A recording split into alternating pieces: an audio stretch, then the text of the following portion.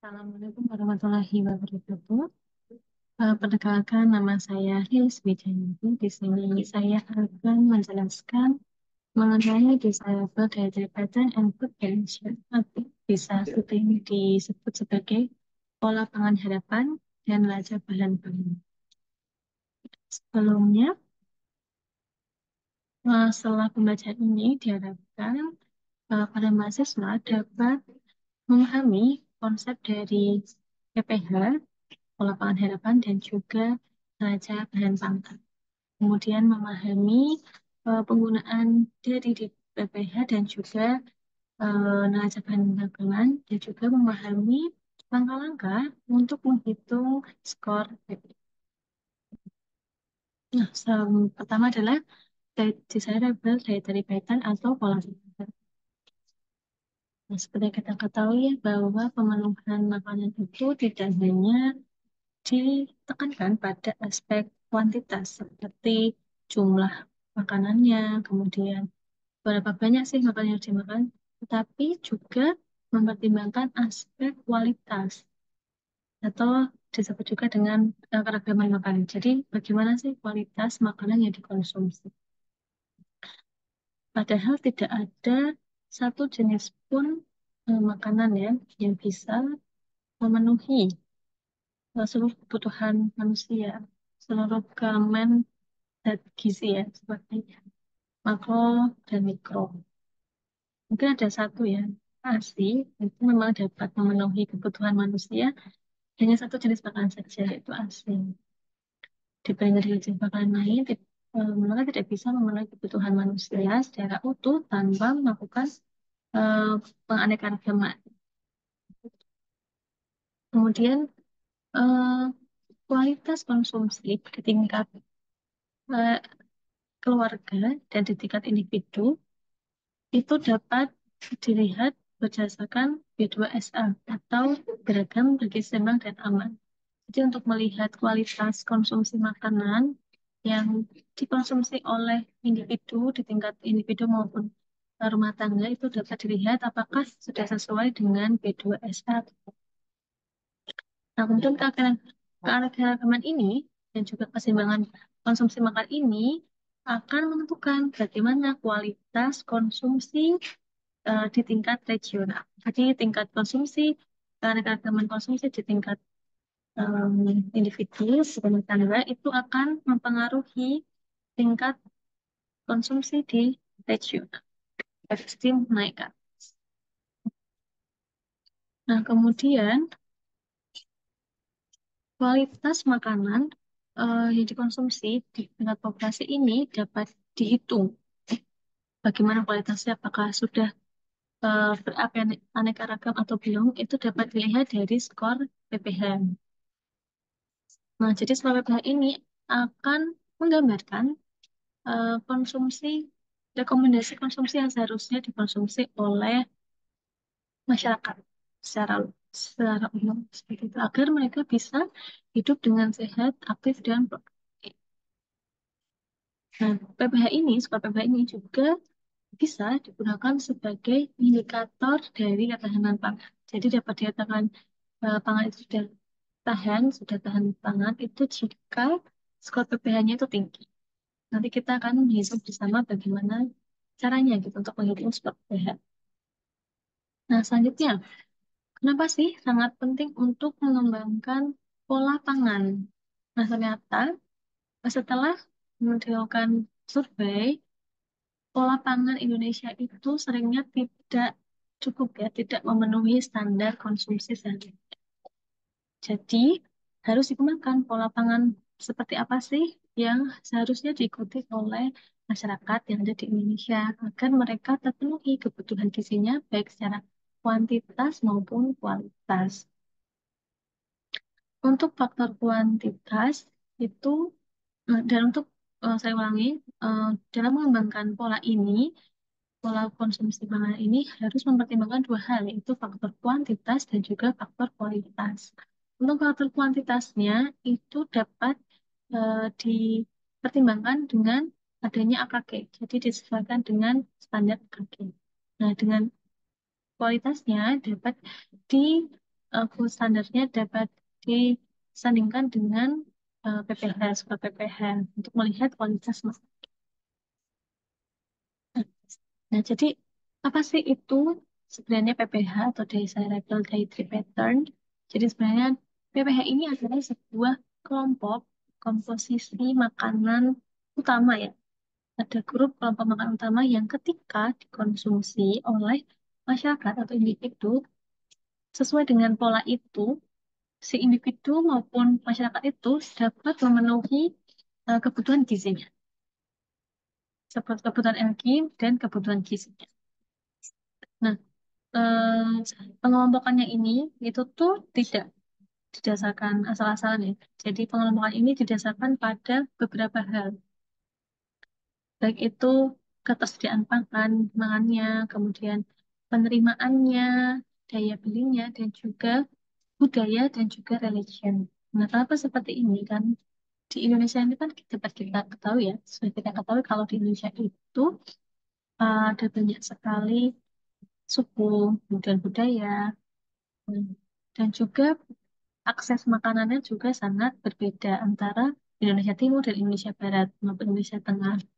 Nah, sudah pasti tidak dapat disamakan karena belum tentu di Indonesia Barat yang bisa eh, konsumsi beras setiap hari karena akses standar berasnya itu mudah, tidak bisa disamakan dengan Indonesia Timur yang mungkin akses standar berasnya itu lebih rendah karena mungkin agak sulit untuk menanam padi di SAS.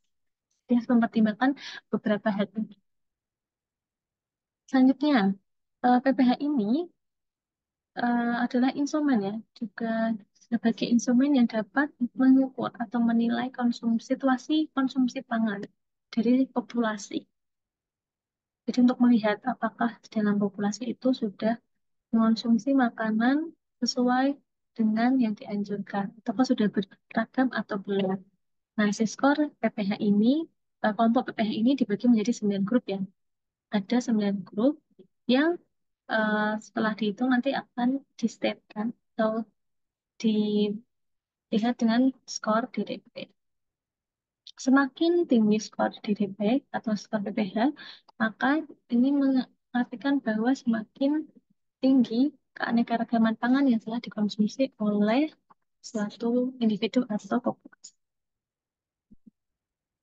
Nah, ini ya dapat kita lihat tabel di sini ada tabel sasaran pola pangan harapan tahun 2020 hingga 2024. Dan ini ada 9 kelompok PPH. Nah, untuk sasarannya sendiri diharapkan semakin menurun ya untuk padi-padiannya. Kemudian semakin meninggi untuk umbi-umbian. Jadi tidak melulu sumber karbohidratnya berasal dari padi-padian. Kalau bisa dianeka-regamkan lagi seperti itu.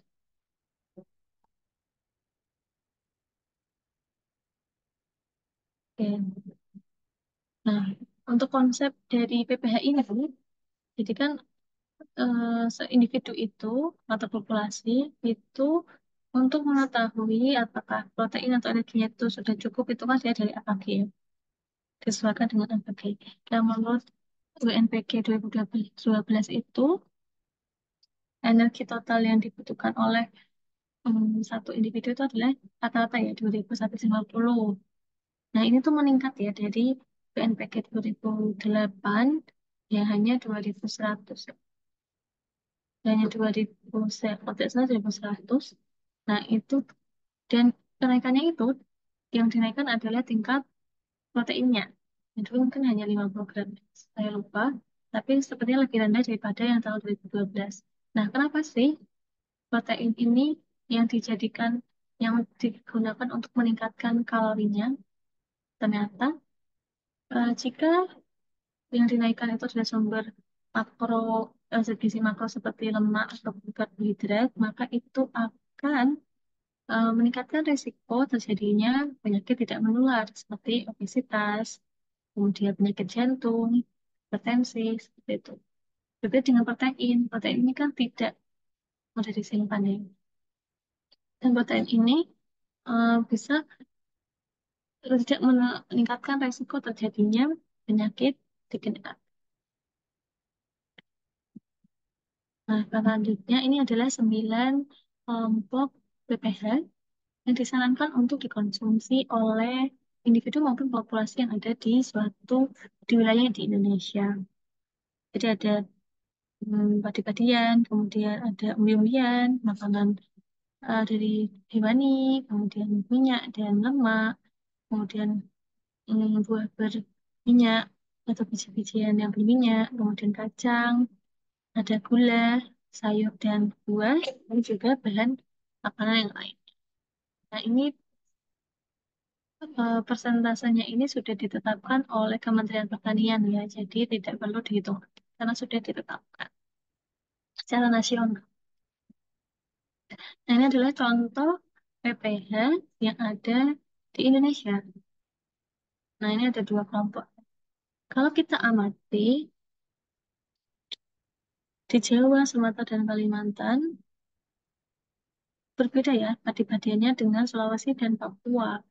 Nah, ini dapat kenapa? Karena tadi adanya perbedaan geografis dan culture dan akses makanan juga, akses terhadap beras itu kan berbeda ya.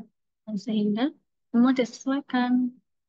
Umumnya juga mereka lebih banyak mengonsumsinya ya daripada yang di Jawa, Sumatera, Kalimantan. Gitu. Jadi memang ada perbedaan karena adanya pertimbangan-pertimbangan yang sudah saya jelaskan di awal tadi.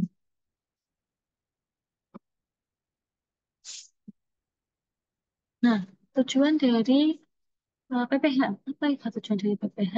Jadi tujuan dari PPH itu adalah untuk mengembangkan standar komposisi makanan normal yang dapat memenuhi kebutuhan gizi berdasarkan ada juga keseimbangan. Nah, tapi tujuannya ini tuh bisa dicapai dengan mempertimbangkan 4 hal, yaitu penerimaannya, bagaimana sih cita rasanya, harus disesuaikan juga, akan berbeda antara Indonesia Timur maupun Indonesia Barat. Kemudian bagaimana daya cernanya, apakah jenis makanan ini tuh mudah dicerna atau tidak. Kemudian eh, penerimaannya, daya terimanya, dan apakah bisa diakses oleh masyarakat atau jadi harus mempertimbangkan konsep. Kemudian adalah tujuan. Nah, lalu untuk apa sih harus ada analisa PPH? Jelas sekali ya, untuk mengidentifikasi secara detail tingkat ketersediaan pangan dari produksi lokal. Itu dapat dilihat. Jika mungkin PPH-nya rendah, dapat dianalisa apakah rendah itu karena produksinya yang rendah di suatu wilayah. Selanjutnya mengidentifikasi adanya gap, adanya perbedaan ya. Perbedaan dan juga antara kualitas dan juga keanekaragaman konsumsi makanan. Seperti itu. Kemudian fungsi dari DDP. Dan dia bisa digunakan sebagai planner, perencana ya, untuk merencanakan eh, berapa jumlah konsumsi, kemudian berapa banyak yang harus disuplai, suplai makanan yang harus disiapkan, kemudian produksi makanan yang harus dilakukan, seperti itu. Kemudian sebagai instrumen untuk mengevaluasi tingkat pencapaian dari konsumsi makanan, suplai makanan dan juga produksi makanan. Dan jadi setelah sudah sebagai perencana, dia juga sebagai evaluator dapat untuk melihat, oh ternyata produksi segini tuh PKH-nya masih rendah. Oh, mungkin bisa jadi karena produksinya kurang. Seperti itu. Jadi bisa sebagai evaluasi, untuk evaluasi. Nah, PPH ini juga bisa digunakan sebagai pengukur keanekaragaman makanan dan juga ketahanan pangan. Dan tadi ya, kalau sudah beraneka ragam, berarti sampai dikatakan dia sudah tahan pangan. Dapat juga digunakan sebagai guideline atau panduan ya dalam melakukan formulasi pembuatan edukasi gizi. Terus bisa dilihat, oh jadi di daerah Indonesia bagian timur ternyata konsumsinya tuh seperti ini, karena kami seperti ini. Di barat itu ternyata seperti ini. Itu dapat digunakan sebagai guideline atau panduan untuk menyusun edukasi gizi, pesan gizi. Nah, ini kemudian adalah cara untuk mengukur skor PPH.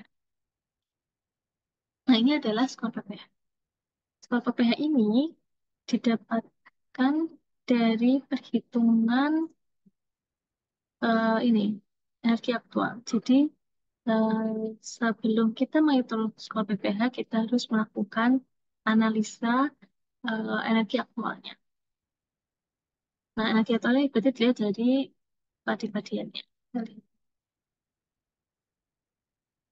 Ya,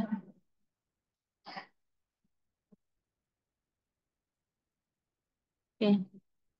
Nah, padi-padian ini, jadi kalau energi aktual ini dapat diukur dari em, jumlah konsumsi padi-padian, umbi-umbian, dan juga kelompok yang kesembilan ini. Jadi kita mencari tahu dulu energinya ada berapa energi aktualnya dari konsumsi kelompok sembilan kelompok ini. Setelah sudah, mungkin kita mengukur berapa persen energi aktualnya. Energi aktualnya itu berarti antara energi aktual dibagi dengan total energi aktual. Dapatnya segini. Kemudian kita mengukur persen angka kecukupan energi.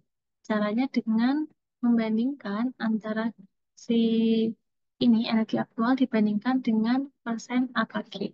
Energi AKG yang tadi 2150. Jadi dibandingkan. Kemudian ada bobot. Bobot ini adalah apa? Ini, hitungnya adalah seperti ini.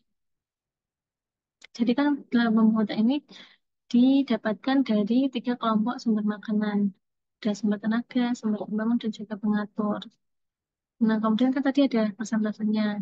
Nah, persentase ini nanti di total dan dibagikan dengan 33,3% ini dari 100% dibagi tiga kelompok ya.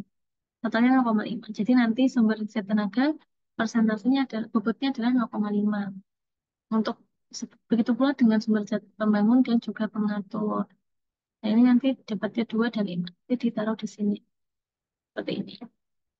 Kemudian setelah itu kita akan menghitung skor aktualnya.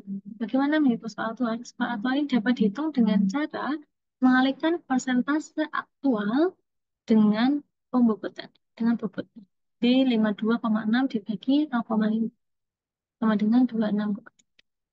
Selanjutnya kita menghibur skor AKE. Skor AKE ini dihitung dari apa? Dari persentase AKE dikali dengan bobot. Didapatkan 26,3.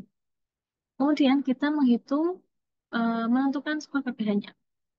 Skor PPH ini, bagaimana cara menentukannya? Apabila skor maksimal, jadi ini ada ketentuan skor maksimal. Apabila skor maksimal ini dibandingkan dengan skor APE, data lebih besar skor maksimal, maka yang dijadikan skor PPH adalah skor maksimal, jadi 25. Nah, apabila antara skor maksimal dan skor APE lebih kecil daripada skor maksimal, maka yang diambil adalah skor KKN.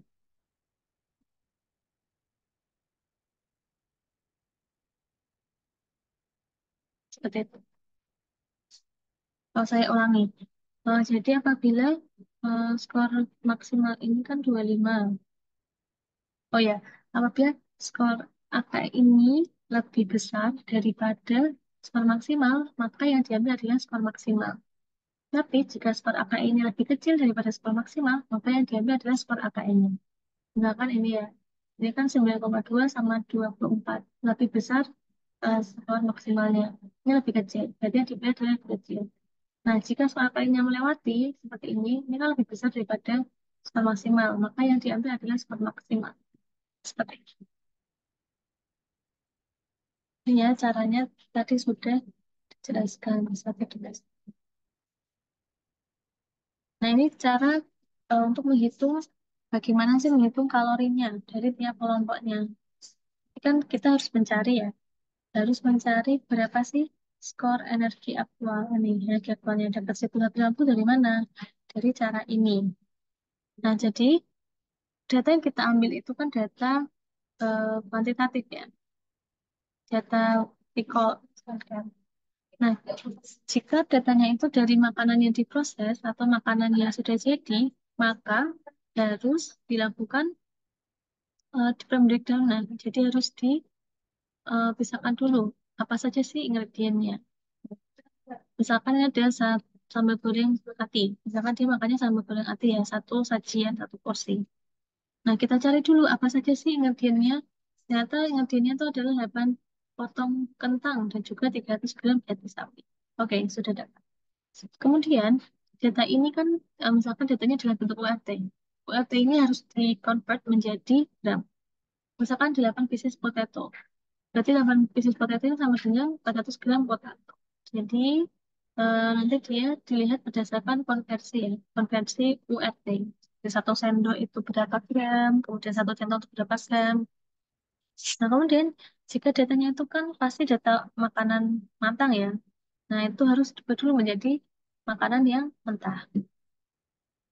Menggunakannya adalah konversi mentah matang. Nah, misalkan tadi ya, artinya 200 gram. Apa 200 gram konversi mentah matangnya itu adalah 1,5. Berarti mati yang mentahnya itu adalah 300 gram. Jadi, cari dulu mentahnya. Kemudian, jika makanannya itu adalah makanan yang diproses menggunakan minyak, nah kita harus menghitung juga berapa absorpsi minyaknya. Menghitungnya dengan konversi penyerapan minyak. Misalkan hati mentah itu 300 gram, ternyata konversi penyerapan minyaknya adalah 4,5%. Nah, kalau dikalikan 300 dikalikan 4,5%, maka didapatlah minyaknya itu 15 gram. Mungkin ini tadi ya cara yang sudah saya jelaskan di awal, nanti bisa dibaca lagi. Oke, ini sudah. Nah, ini kemudian ada kriterianya. Skor kriteria di PP Score ini akan menjadi dikatakan bronze atau perunggu itu jika dia skornya kurang dari 78. Dikatakan silver jika dia 78 sampai 88 dan dikatakan emas jika dia sudah lebih dari 88. Jadi semakin tinggi skornya itu mengindikasikan bahwa semakin beraneka ragam asupannya. Ini adalah latihan soal nanti bisa dikerjakan.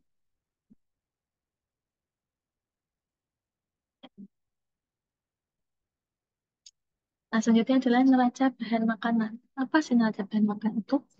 Nah, jadi definisi dari neraca bahan makanan adalah dia sebenarnya adalah suatu tabel ya, sebuah tabel informasi yang isinya adalah mencakup suplai makanan, penggunaan makanan, dan ketersediaan makan. Dan dia itu memperlihatkan tiga hal ini di dalam tabel itu yang dikonsumsi oleh populasi di dalam suatu wilayah dalam periode tertentu. Biasanya periodenya adalah 1 tahun dan 1 tahun. Nah, ini ada rumusnya ya. Ini jika kita lihat di sini rumusnya agak membingungkan ya, agak panjang, tapi sebenarnya sangat sederhana sekali. Seperti ini. Nah, jadi ini adalah tabel yang memperlihatkan ya tingkat ketersediaan pangan per kapita per hari di, yang ditransaksikan dalam energi, protein, dan lemak per kapita per hari. Nah, ini adalah tabelnya. Jadi ada jenis bahan makannya, kemudian produksi, perubahan stok, impor, penyediaan dalam negeri, kemudian ekspor, dan sampai nah ini adalah tingkat ini supply atau penyediaannya, kemudian ini utilization penggunaannya digunakan untuk apa sih supply-nya itu tadi, dan ini adalah ketersediaan supply energinya. Kemudian ini adalah tabel neraca bahan makanan. Bagaimana cara menghitungnya? Itu bisa menghitung dengan rumus ketersediaan pangan. Rumus ketersediaan pangan itu kan ini ya, ketersediaan pangan. Itu adalah TD, ketersediaan pangan, sama dengan produksi dikurangi ini delta ST perubahan stok. Ditambah import, dikurangi ekspor, dan dikurangi penggunaan. Ini utilisasi. Nah, kita lihat di sini ada ini ya tabel penjabaran dari tabel tadi. Nah, cara menghitung penyediaan dalam negeri atau ketersediaan panganan itu adalah dengan menambahkan produksi, baik itu masukan ataupun keluaran. Masukan ini adalah produksi yang tidak perlu diolah lagi, jadi sudah siap untuk dikonsumsi atau dipakai. Ya. Kalau keluaran ini masih produknya masih harus diproses lagi. Jadi caranya adalah dengan menjumlahkan produksi ditambah perubahan stok. Perubahan stok ini adalah penyimpanan ya. Jadi ada berapa simpanan. Jika stoknya ini bertambah, eh, ini dilihatnya per tahunan stoknya ini. Kemudian dikurangi dengan impor. Itu akan didapatkan penyediaan dalam negeri sebelum ekspor. Nah, kalau untuk penyediaan dalam negeri, itu adalah penyediaan dalam negeri sebelum ekspor dikurangi ekspor. Jadi 6 dikurangi 7. Seperti itu. Em, Kemudian untuk bahan makanan yang tersisa atau yang sisa masa tersedia itu adalah penyediaan dalam negeri dikurangi pemakaian dalam negeri. Pemakaian dalam negeri poinnya dari nomor 9 sampai nomor 13. Nah, untuk pekerjaan per kapita dapat dihitung seperti ini. Ini cara penghitungannya ya. Ini stok dan perubahan stok. Oh ya, untuk stok itu bisa negatif dan bisa positif. Jika dia itu bertambah jumlahnya dikonsumsi di pasaran, maka dia negatif. Dan dia bisa positif jika stoknya itu menurun jumlahnya. Jadi yang di dalam yang disimpan itu lebih banyak daripada yang diedarkan. Ini tadi yang sudah saya jelaskan, nanti bisa dibaca lagi. Nah, ini untuk ketersediaan per kapitanya. Untuk ketersediaan per kapitanya, ini ya,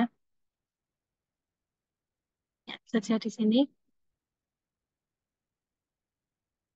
Untuk untuk ketersediaan tadi kan kita dapatkan dalam jumlahnya ton ya. Ini kan berarti ton. Nah, kita mau lihat per kilogram per tahunnya tuh tersedia berapa sih? Caranya adalah dengan menghitung ya. Berarti kan ton. Ton itu untuk menjadi kilogram kan dikali 1000. Nah, sudah kemudian yang ton tadi, kelompok tadi dikalikan dengan 1000 dan dibagi dengan jumlah penduduk. Dapatlah ketersediaan bahan pangan per kilogram per tahunnya. Kemudian jika untuk melihat per gram per harinya itu berapa sih? Ya, berarti dibagi lagi, dikalikan lagi. 1 kilogram kan ada 1000 ya. Berarti kalau 16 ini dikali 1000. Kemudian hari, 1 tahun itu ada berapa hari? 365. Kemudian dibagi 365.